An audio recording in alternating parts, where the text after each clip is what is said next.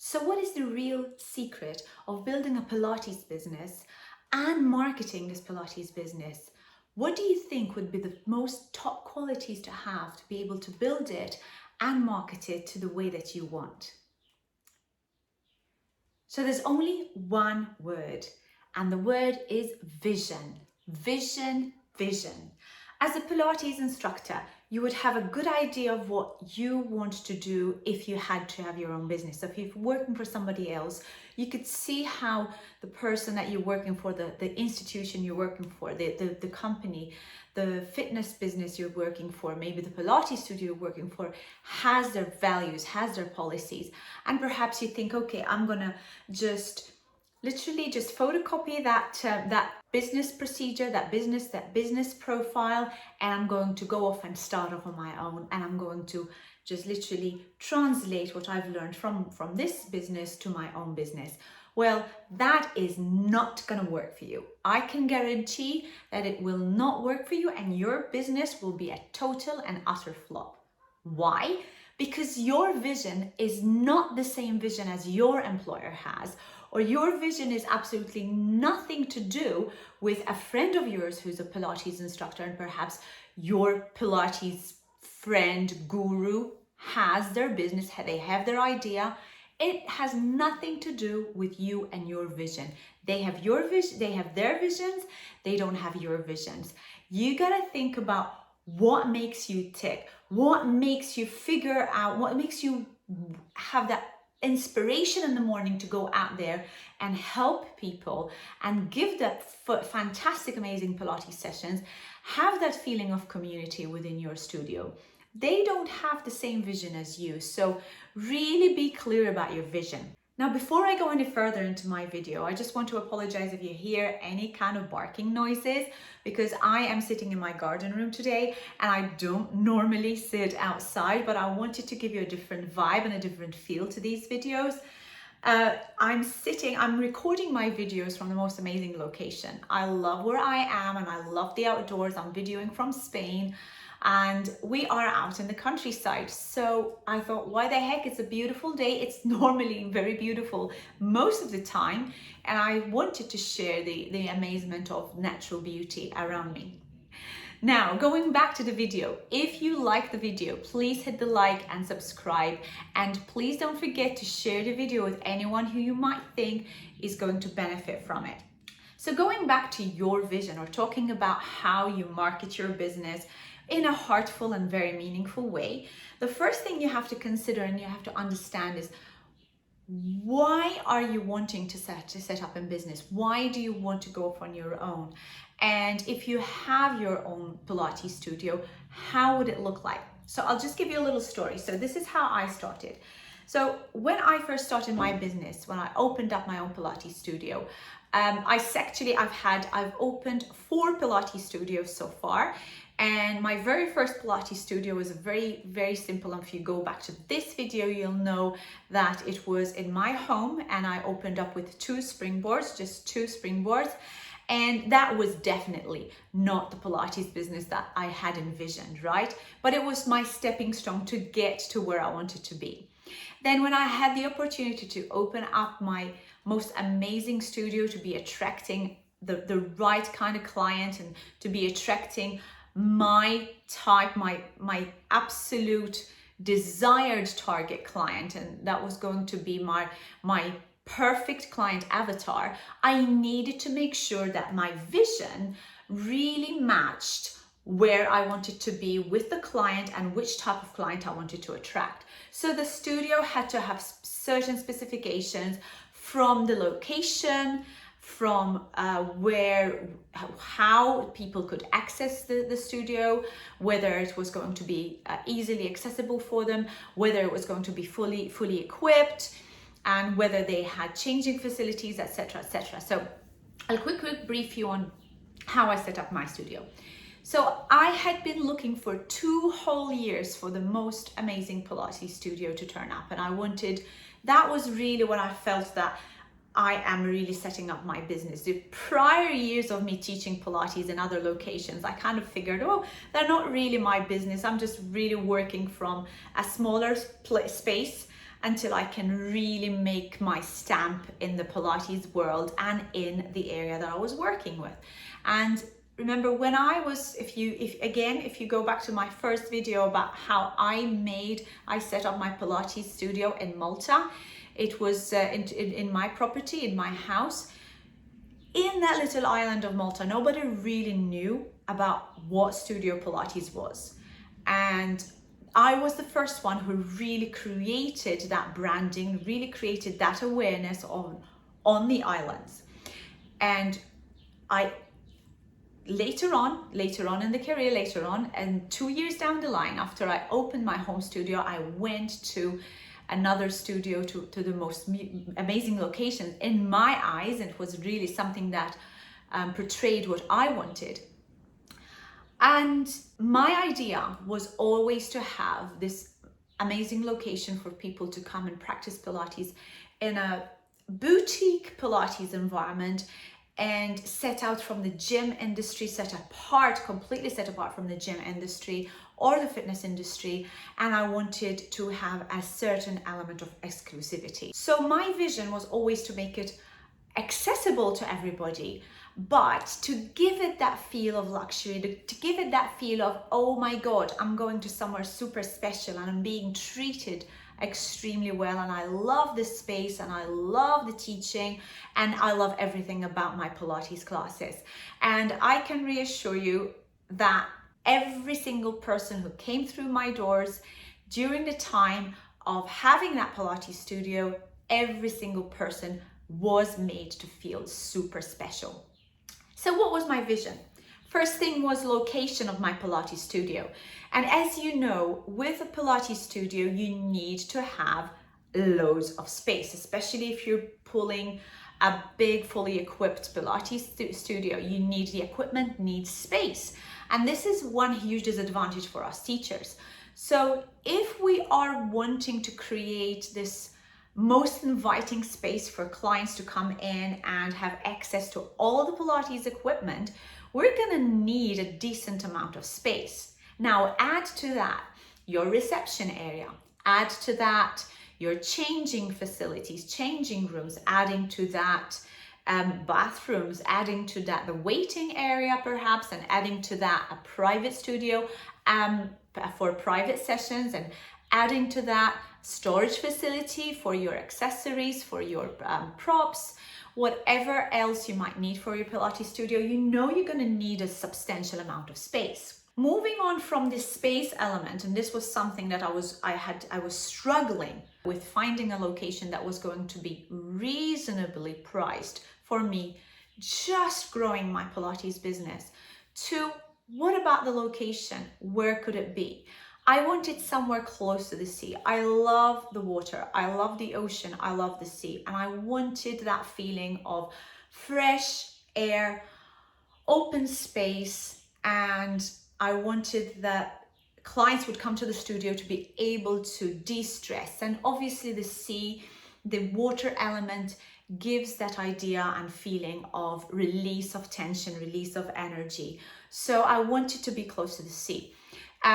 So far, two factors. So first one was space, second, by the sea, and third, that had to encompass a big enough allocation for all the facilities that I've just suggested, you know, the changing facilities, the Pilates practice, the reception area, etc., etc.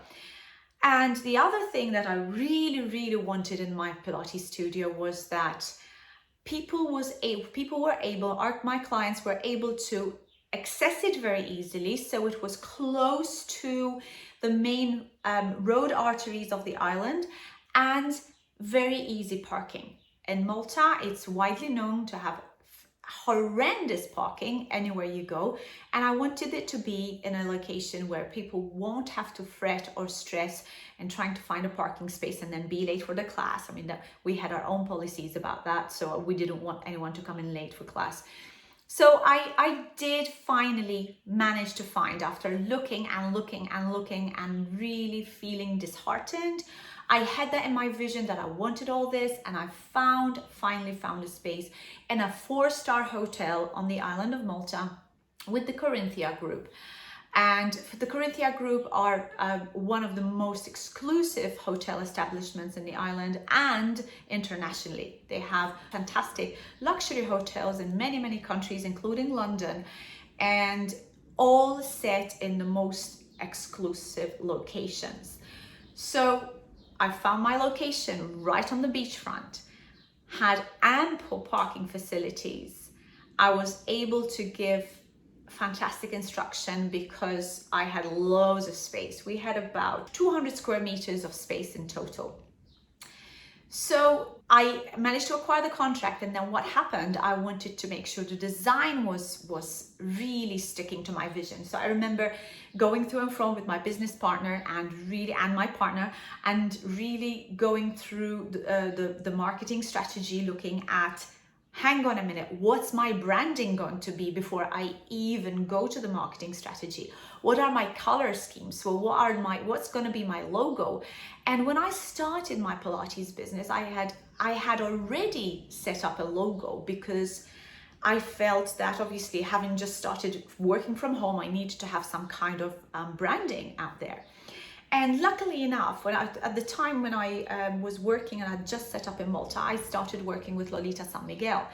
And I remember going through my logo brands, and was studying with her at one time, and I went to her and Hiram, her husband, and I showed them this logo of the swan dive, as in Joseph Pilates' books, with the arms back.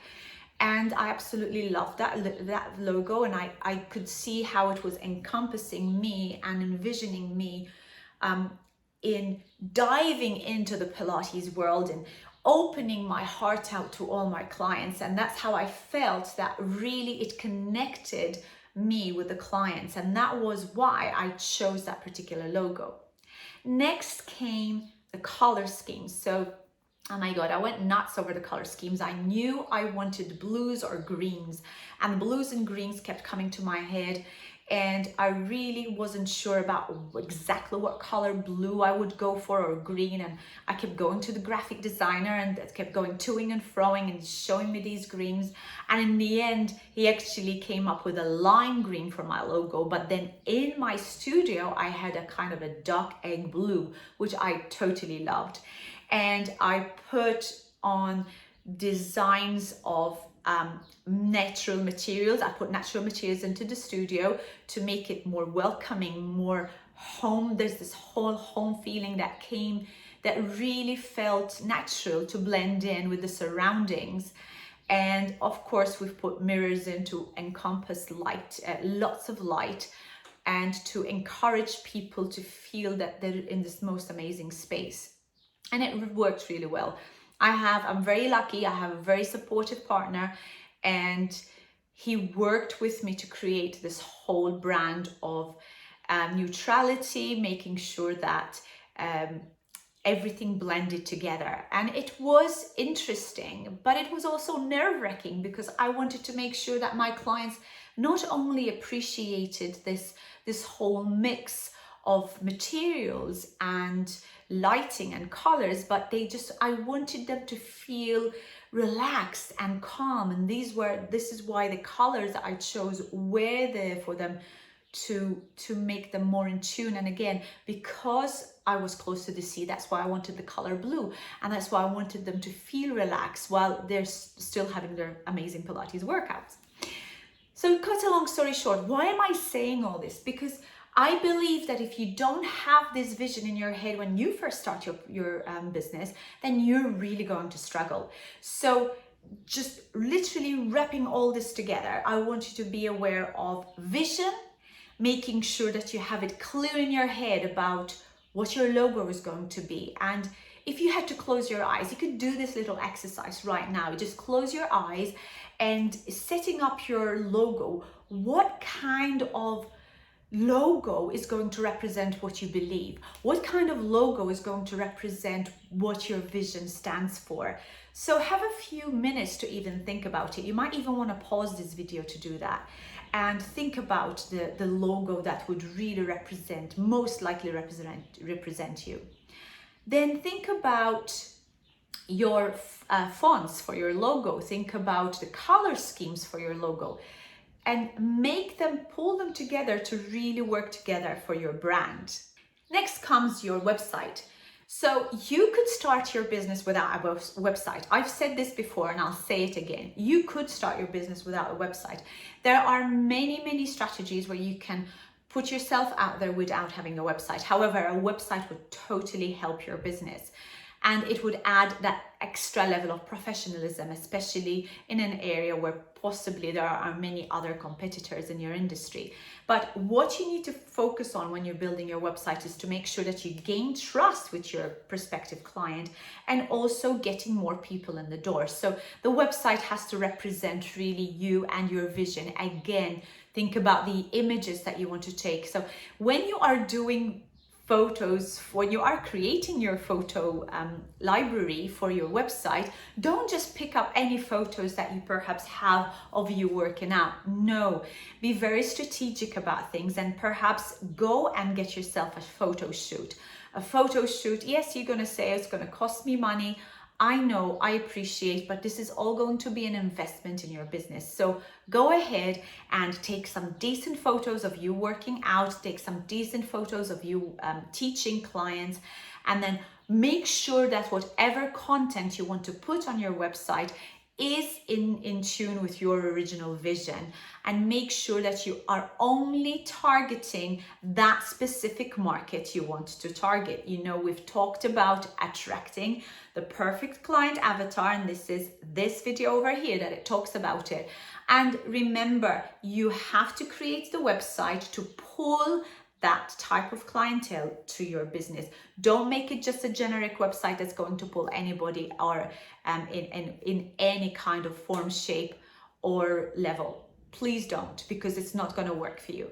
The next thing is going to be social media. So with social media, you can create videos, you can create content, you can create photos to attract clients. But the most usage I find from social media, for example, think about Instagram.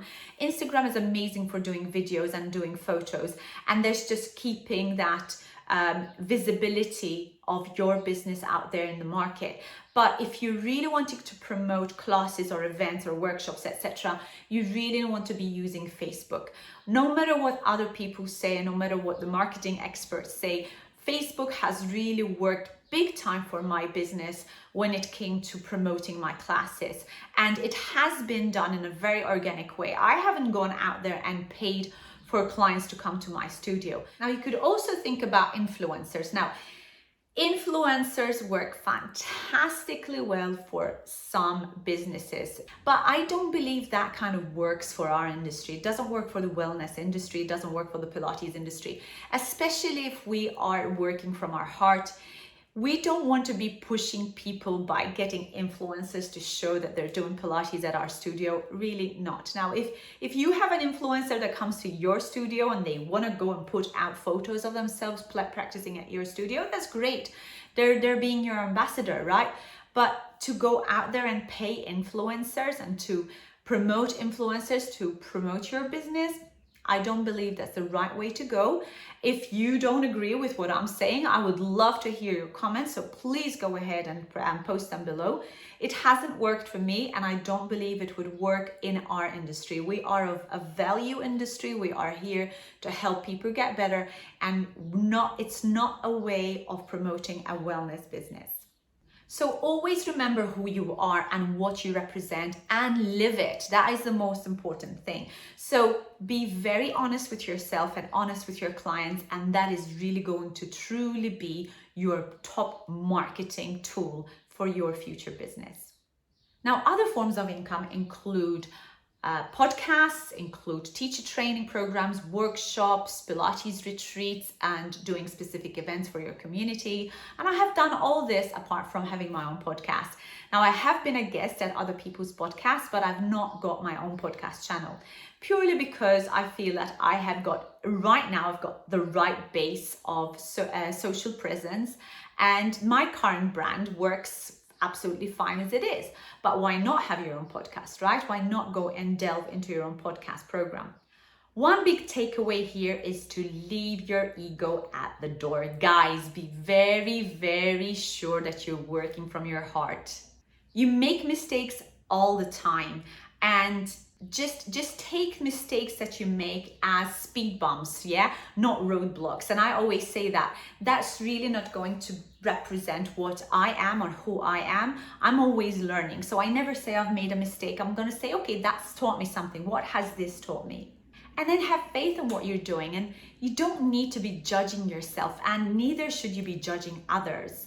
And trust the process. And remember that you probably, when you're starting, you need to start doing everything yourself. And I remember I did everything myself, from literally from cleaning the bathrooms all the way down to teaching, to the admin, to the accounting, even to the marketing. So it really made me appreciate my business and also what my staff can do. I know my business very well. I know it inside out. I know the nuts and bolts of my business.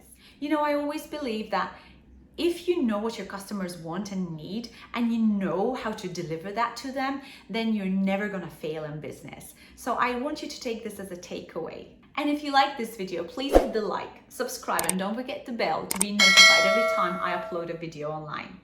Until my next video, goodbye.